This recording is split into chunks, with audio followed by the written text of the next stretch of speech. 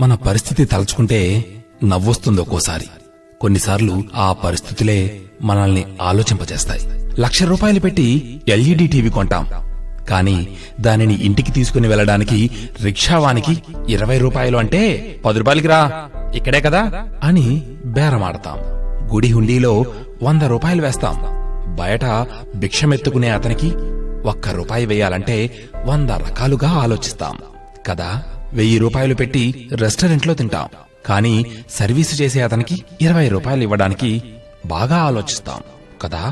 Girl friend తో మాట్లాడటానికి ఫోన్లో బ్యాలెన్స్ ఉంటుంది, కావలసినంత టైం కూడా ఉంటుంది, కానీ మన కోసం ఏమైనా చేసే ఓ ఫ్రెండ్ తో మాట్లాడటానికి అబ్బా అస్సలు టైం ఉండదు, ఫోన్లో బ్యాలెన్స్ కూడా ఉండదు కదా.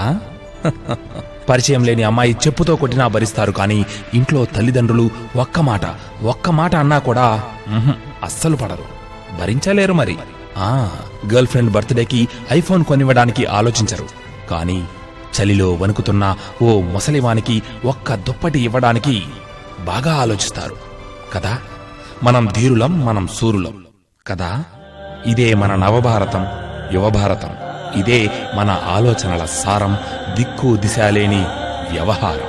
మనం సంపాదించే దానిలో కొంచెం లేనివానికి పెడితే అప్పుడు మనం చచ్చిపోయిన తర్వాత కూడా బ్రతికే ఉంటాం.